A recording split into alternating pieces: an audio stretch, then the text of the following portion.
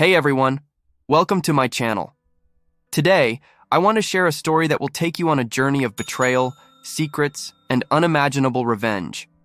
It's about a woman who was abandoned by the man she loved, told she could never have children, and left powerless, only to rise from humiliation to claim a fortune, raise triplets, and bring down the very empire that once mocked her. Trust me, this is a story of patience, strategy, and unstoppable strength that you won't want to miss. Unaware that his wife was pregnant with triplets and had just inherited $100 million, Tunde Adebayo signed the divorce papers with a confident smile, believing he was finally free from the woman he considered barren and incapable of giving him an heir. To him, Folake was a closed chapter, a quiet, fragile wife who had spent years praying for children that never came. But as he slipped a diamond ring on his mistress's finger, he had no idea that Folake, the woman he had discarded like dust, was carrying not one but 3 lives with his name written in their very blood. Nor did he know that the fortune she silently inherited that same week would make her wealthier than the entire empire he had left her for. What happens when the man who divorced his barren wife discovers she wasn't barren at all? What will he do when the woman he abandoned rises with 3 children and $100 million behind her name? And what will Tunde do when he realizes Folake's next move isn't forgiveness, but something far more shocking? Folake Adebayo once believed in forever. Her marriage to Tunde was supposed to be the dream, a fairy tale built on love, laughter, and late-night promises whispered over coffee and shared ambitions. But marriage had turned her into a ghost, one who cooked his meals, smiled through his moods, and blamed herself each month when the pregnancy test came back negative. The doctor said it was stress. Tunde said it was her fault. The word barren had become her shadow, echoing through every silence between them. The night he left, she didn't cry. She stood by the window, her hand subconsciously resting on the small curve of her belly, unaware yet that 3 hearts already beat within her.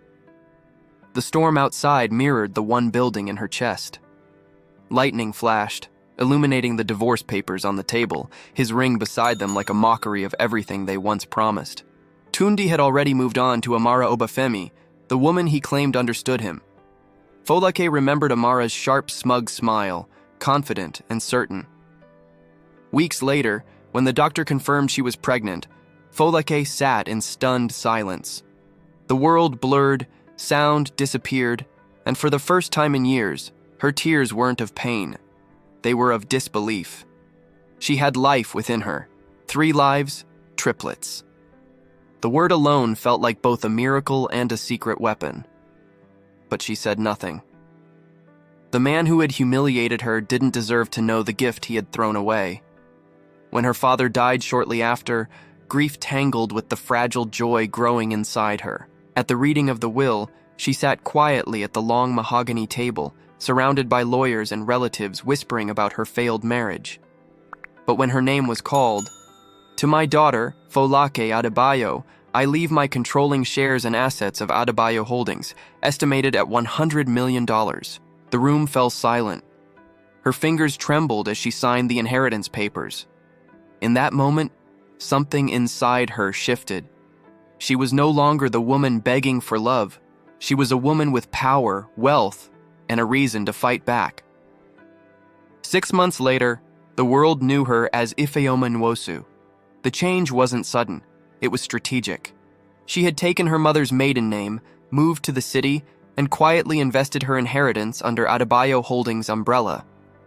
No one connected her to the former barren wife Tunde had discarded. To them, she was an elegant investor with a sharp mind and colder poise. Her children would be born into protection, not pity. Now, standing beneath the glittering chandeliers of the Nwosu charity gala, Ifeoma looked like perfection itself. Her gown, a midnight silk that shimmered with each movement, hugged the body of a woman reborn. At her side was Chika Nwosu, her husband, a powerful billionaire who had once been her business partner and later her calculated choice for marriage. He wasn't Tunde, but he was cut from the same dangerous fabric, charming, ruthless, and arrogant enough to think he owned her. Chika leaned close, whispering through his fixed smile, "Smile, Ifeoma. Don't embarrass me tonight." Her lips curved faintly, but her eyes did not. Around them, cameras flashed like fireflies. Laughter rippled through the ballroom. Champagne flowed. And at the center of it all, wealth danced in polished shoes and practiced grins. Ifeoma's calm presence shifted the energy in the room when Amara Obafemi entered. A fiery red dress clung to her, as if daring the world to notice her. The same woman who had once stolen Tunda from Ifeoma now glided toward her new husband. The irony wasn't lost on her. Chiki's arm tensed. His gaze followed Amara, hunger undisguised. The whispers began almost instantly. That's the one. Tunde's rumored mistress. The silent judgment, the envy, the pity. It sliced through the air, but Ifeoma didn't flinch. Amara approached, her smile dripping with mock sweetness. "Oh, Ifeoma, I adore your dress," she said, lifting her glass, though perhaps it could use a little color. With deliberate grace, she tilted the glass just enough. Red wine cascaded down Ifeoma's gown like spilled blood. Gasps rippled through the crowd. Cheek laughed, cruel and sharp. "Pathetic," he sneered loudly. "Can't even handle a little accident." The room erupted in nervous laughter. Cameras clicked. Ifeoma stood drenched, humiliated, her gown ruined, but her posture never broke. She looked at them all, her husband, his mistress, the gawking faces, and simply turned and walked away. Her silence cut deeper than any outburst could in the marble restroom. She stared at her reflection, wiping at the crimson stains. Her reflection didn't look weak. It looked dangerous. Her voice came out soft, steady, a whisper that felt like a promise. "You think I'm powerless? You have no idea." Behind her, the red stain on her dress looked almost deliberate, like a mark of vengeance waiting to be written. That night, as the gala lights faded and the laughter died, Ifeoma Nwosu, once Folake Adebayo, stopped being a victim. The storm had returned, but this time she was calling the lightning. Morning sunlight streamed through the tall windows of the Nwosu mansion, soft and golden, almost cruel in its calm. The same house that had echoed with Chiki's laughter last night now sat hollow, tainted by the memory of whispered mockery and red wine stains. Ifeoma sat at the kitchen counter scrolling through her phone. Every headline cut like glass. Chiki Nwosu and Amara Obafemi steal spotlight at gala. Mrs. Nwosu's awkward breakdown. Power couple or public scandal. Each article replayed her humiliation in unforgiving detail. There was even a video clip. Amara's smirk. Cheek's cruel laugh. Ifeoma's silence. She forced herself to watch, not to torture herself, but to remember every face that laughed. Pain was her fuel now. Her phone buzzed. It was her cousin, Nkechi, her only remaining link to the past. "Ifeoma," Nkechi began cautiously, "I saw the news. Are you okay?" Ifeoma stared out the window at the sprawling gardens Chiki loved to brag about but never maintained. "I'm fine," she said simply. "You don't sound fine. Everyone's talking. Maybe it's time to just walk away. He's moved on, obviously. Don't drag this out." A slow breath escaped her. Nkechi meant well, but the words stung. He's moved on. That phrase had haunted her twice, once when Tunde left her for Amara, and again as Chiki flaunted her before the same woman. The irony was almost poetic. "Thanks, Nkechi," Ifeoma said, her tone measured, "but I'm not done yet." She ended the call, her reflection glinting faintly in the glass door. Not done. Not by far. That evening, Chiki returned home in high spirits, the smell of expensive cologne preceding him. Amara trailed him, her perfume like arrogance in bloom. Cheek threw his jacket onto the couch. "Ifeoma," he said with mock cheerfulness. "Good news. The board meeting went well. Contract's almost sealed. 8.4 billion, sweetheart." Amara laughed softly, looping her arm through his. "And after that, you'll finally be free to live your best life, Ifeoma. No more pretending." "Pretending?" she repeated softly. Cheek smirked. "Let's not play dumb. Once this deal closes, I'll file for divorce. You'll get a generous settlement. I'm not heartless." Amara giggled. "You're too kind." Ifeoma's lips twitched faintly, not quite a smile. "How thoughtful of you," she murmured. Cheeky poured himself a drink. "Come on, Em. You should be happy. You'll finally be free of me. Maybe you can take up painting again, or whatever it is women like you do when they re-alone. Without me, you're nothing, but at least you'll be comfortable." The words hung in the air, echoing like the snap of a whip. Then he left, arm in arm with Amara, laughing as the door closed behind them. Ifeoma sat in the silence that followed. The ticking of the grandfather clock grew louder, heavier, until she could no longer ignore it. Her gaze drifted to the small wooden chest on the side table, the one that had belonged to her late father. For months, she hadn't opened it. Now, almost without thought, she did. Inside were old files, yellowed papers, and contracts tied with faded red string. She began sifting through them, scanning her father's signature, the precise loops and steady lines she remembered from childhood. Then she froze. Her own name appeared, Folake Adebayo Nwosu, on a series of legal documents tied to Chiki's companies. Contracts she had never signed.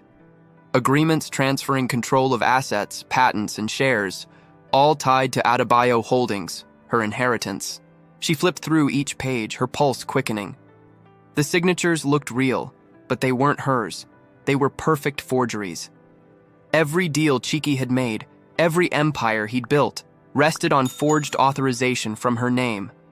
For a long moment, she couldn't breathe. Then slowly, realization settled like steel. He had built his empire on stolen authority. Ifeoma's hands trembled as she spread the papers across the table. The red stains from last night still marked the chair behind her, a ghostly reminder of humiliation. But now, fear melted into something sharper. Purpose. The lamp cast a golden pool of light across the documents. Her eyes moved from one to another, mapping the empire her father had once warned her about. "Trust no one with power over your name," he had said. She finally understood what he meant.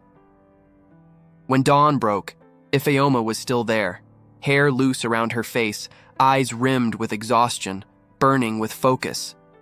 Every piece was falling into place. The world that mocked her for being powerless was about to see what silence could do. By sunrise, she had already called Tundi Brooks, her old friend from university, now a financial analyst buried deep inside Nwosu Enterprises. "It's urgent," she had said. At the office, the elderly lawyer adjusted his glasses as Ifeoma laid the forged contracts before him, his brows furrowed deeper with each page. "This," he muttered, "this is criminal. Every major deal Chike Nwosu made depends on forged authorization," Ifeoma said calmly. "I don't want sympathy. I want proof, legal proof." He nodded gravely. "You'll have it." That afternoon, she reached out to Tunde Brooks, her old friend from university, now a financial analyst at Nwosu Enterprises. He was cautious at first, but when she showed him the evidence, his voice trembled. "Ifeoma, do you realize what this means?" "His entire empire could collapse," she said quietly. Over the next few weeks, they worked in silence. Late nights, encrypted calls, shared files passed hand to hand. With every discovery, shell accounts, offshore laundering, fake charities, Ifeoma's web grew wider. She contacted those Chiki had wronged during his rise, fired assistants, silenced executives, broken partners. They remembered, they still bled, and one by one, they agreed to help her. By the time whispers of corporate irregularities began surfacing in the media, Ifeoma already had everything she needed. At breakfast one morning, Chiki sat across from her, arrogance unshaken. "You're quiet lately," he said between bites. "Planning your next charity appearance? Try not to spill anything this time." Amara laughed from his side of the table. Ifeoma smiled faintly, sipping her tea. "Don't worry," she said softly. "Next time, no one will be laughing." He didn't notice the glint in her eyes, the calm confidence in her tone. He still saw the silent, broken wife, but the truth was far more dangerous. The morning of the signing arrived, draped in quiet tension. From her penthouse, Ifeoma watched the skyline glisten under an amber sunrise. Somewhere inside one of those towers, Chike Nwosu was preparing to close his $8.4 billion deal, the one that would make him untouchable. He had no idea that the documents on his desk were about to burn everything he had ever built. Ifeoma fastened her earrings with steady hands, her reflection composed and immaculate. Her black suit was simple but commanding. Power didn't need glitter. It needed silence and precision. On her wrist gleamed a watch her father had given her years ago, engraved with his words, "Never let them take your name." By the time she stepped into the elevator, her phone buzzed. "It's Tunda Brooks," it read. "It's all verified. Every signature, every offshore account, everything leads straight to him. Once you present this, the board can't look away." "Good," she replied. "Once it starts, there's no turning back." At Nwosu Enterprises headquarters, the atmosphere was electric. Security guards lined the marble lobby. Photographers lingered outside. Media crews gathered in anticipation of Chike's monumental signing. Inside the top-floor boardroom, Chike stood tall in a charcoal suit, every inch the confident mogul. Amara sat near him, radiant and smug, red lips curling with satisfaction. Around the vast table sat investors, board members, and legal teams, pens poised, smiles polished. "Ladies and gentlemen," Chike began, voice dripping with confidence, "today marks the next chapter in Nwosu Enterprises' history. A merger that will redefine global infrastructure. Together, we'll build." The doors opened. Every head turned. Ifeoma stepped inside, calm, graceful, uninvited. Her heels clicked against the marble floor, echoing in the stillness. Chike's smile faltered. "Ifeoma," he said slowly, masking irritation with charm. "You weren't expected." "I know," she replied evenly, placing a sealed envelope on the table. "But you'll want to see this before you sign anything." Amara rolled her eyes. "Really, Ifeoma? Crashing business meetings now? How desperate." Ifeoma ignored her completely, eyes locked on Chike. "Go ahead," she said softly. "Open it." He hesitated, then tore the seal. The room fell silent as his eyes skimmed the documents. Pages of contracts, forged signatures, financial transfers. Color drained from his face. "What the hell is this?" he demanded. "Every forgery, every stolen authorization, every illegal deal you made under my name," Ifeoma replied calmly. Murmurs rippled through the room. One investor leaned forward. "Forged authorization. Is that true, Chike?" he snapped. "Of course not. She's lying. This is nonsense." But Ifeoma was already one step ahead. She tapped her phone, projecting a screen onto the digital board behind her. Side by side appeared two sets of signatures, hers and those on Chike's documents. The forgeries were flawless, but not perfect.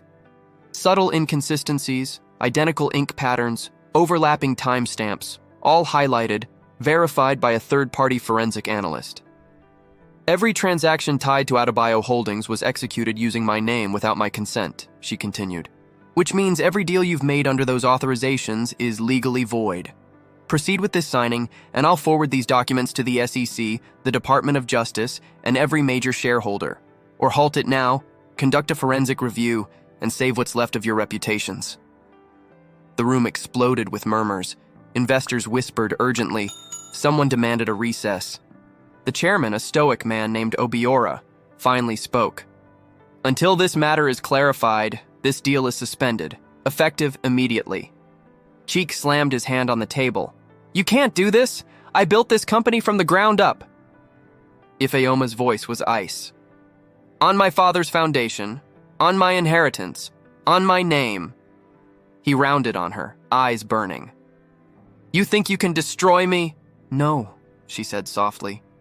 "You already did that yourself." As security moved to escort her at Chike's furious command, she didn't resist. She turned once at the door, her calm gaze sweeping the chaos behind her. Papers scattered, voices clashed. Amara shouted about damage control. The empire that once humiliated her was crumbling in real time. Outside, Tunde waited. "How did it go?" Ifeoma exhaled slowly. the first cracks made. Now we let the rest fall. Within hours, headlines began to shift. Anonymous leaks of corporate fraud flooded the media. Investors withdrew. Auditors demanded records. Amara, terrified, vanished. That evening, Ifeoma stood on her balcony, city lights flickering like 1,000 eyes watching. The skyline Chike once ruled now seemed fragile. She could almost hear his voice somewhere far away, yelling, denying, begging someone to listen. The world watched the mighty fall, and for the first time, Ifeoma smiled. Not out of revenge, but release. The chains were gone. The silence had spoken. Jonathan Hale's empire, no, Chike Nwosu's empire, didn't crumble overnight. It imploded piece by piece like glass under pressure. Within 48 hours of the aborted signing, news networks across the country carried the story, Nwosu Enterprises under federal investigation. CEO accused of corporate fraud, board members resign, partners withdraw. The $8.4 billion deal that was supposed to crown Chike ES' reign had become the anchor dragging him down. Amara Obafemi was the first to abandon ship.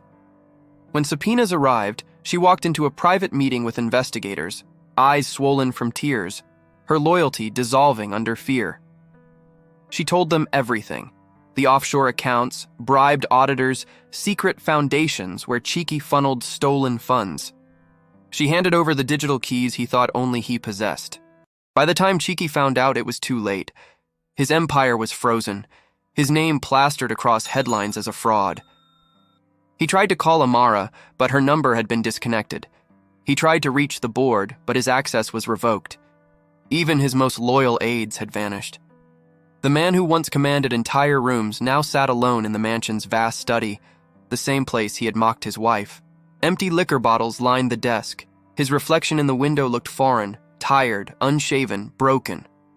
Outside, reporters swarmed the gates, shouts cutting through the night. "Mr. Nwosu, do you have a comment on the allegations? Is it true your wife exposed your fraud? Where is Amara Obafemi?" Each question hit like a stone. Chike turned from the window and stumbled to the couch, head in his hands.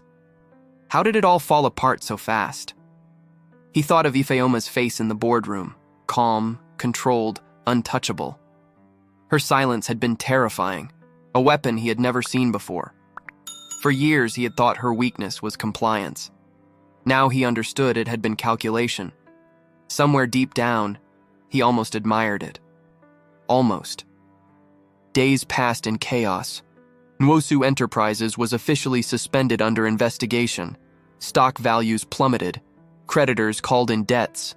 Banks froze accounts. Former partners scrambled to protect themselves.